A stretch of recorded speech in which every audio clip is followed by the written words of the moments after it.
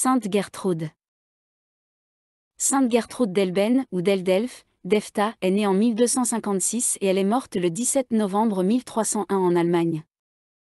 C'est la plus célèbre de plusieurs saintes qui portent le même nom, et c'est pour cela que d'anciens auteurs l'ont appelée Gertrude la Grande. On l'a mis, dès l'âge de 5 ans, chez les bénédictines d'Elfa, dans la Haute-Saxe.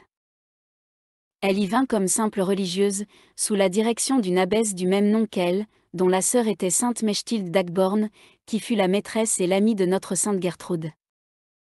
Gertrude apprit le latin dans sa jeunesse, ce que faisaient alors des personnes de son sexe qui se consacraient à Dieu dans la retraite. Elle avait aussi une connaissance peu commune de l'écriture et de toutes les sciences qui ont la religion pour objet, mais la prière et la contemplation furent toujours son principal exercice, et elle y consacrait la plus grande partie de son temps. Elle aimait particulièrement à méditer sur la Passion et sur l'Eucharistie, et elle ne pouvait alors retenir les larmes qui, malgré elle, coulaient de ses yeux en abondance. Lorsqu'elle parlait de Jésus-Christ et de ses mystères, elle ravissait ceux qui l'entendaient. Un jour qu'on chantait à l'église ces paroles, elle raconte « J'ai vu le Seigneur face à face ». Elle vit une face divine d'une éclatante beauté, dont les yeux perçaient son cœur et remplirent son âme et son corps de délices inexprimables. L'amour divin était l'unique principe de ses affections et de ses actions. De là ce crucifiement entier au monde et à toutes ses vanités. Elle fut l'objet d'un grand nombre de grâces extraordinaires. Jésus-Christ grava ses plaies dans le cœur de sa sainte épouse, lui mit des anneaux aux doigts, se présenta devant elle en compagnie de sa mère et agit en elle comme s'il avait changé de cœur avec elle. Toutes ces grâces étonnantes ne firent que développer son amour de la souffrance. Dans la nuit de Pâques, Gertrude demandait au Seigneur de délivrer du purgatoire les âmes de ceux qu'il avait aimés ici-bas d'un amour très fidèle, et, pour l'obtenir, elle faisait cette offrande au Seigneur. Je vous offre, en union de votre très innocente passion, tout ce que mon cœur et mon corps ont souffert dans mes continuelles infirmités.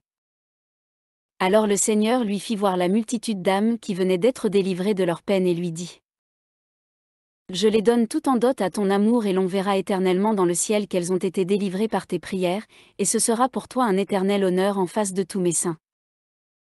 Il lui était impossible de vivre sans ressentir quelque douleur, le temps qu'elle passait sans souffrir lui paraissait perdu.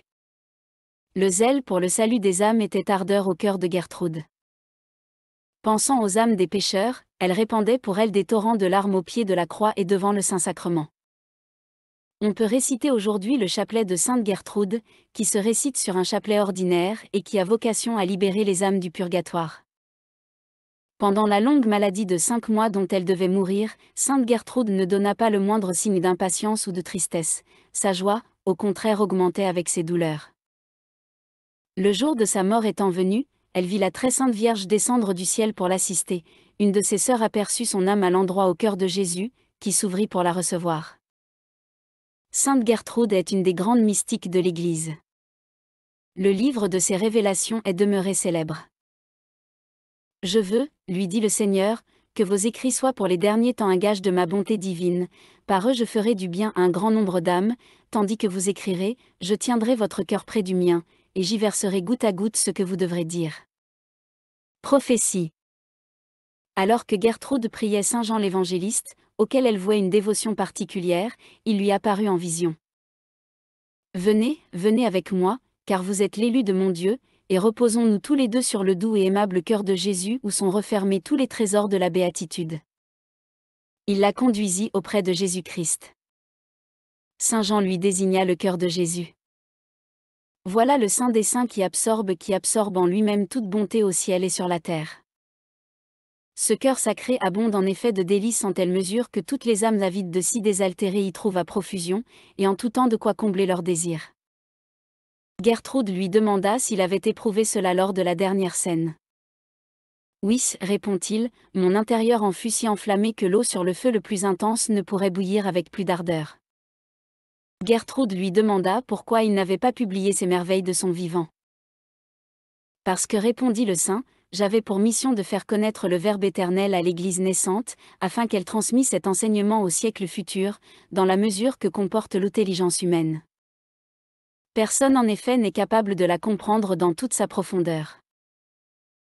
Je réservais pour les derniers temps la manifestation des douceurs inexprimables qui inondèrent mon âme, lorsque je reposais sur la poitrine de mon divin Sauveur, afin que la langueur de l'Église qui vieillit soit excitée et réveillée par le récit tout nouveau de ses incomparables délices. Saint Jean fit ensuite entrevoir l'émotion qu'il ressentait d'appartenir au cœur de Jésus.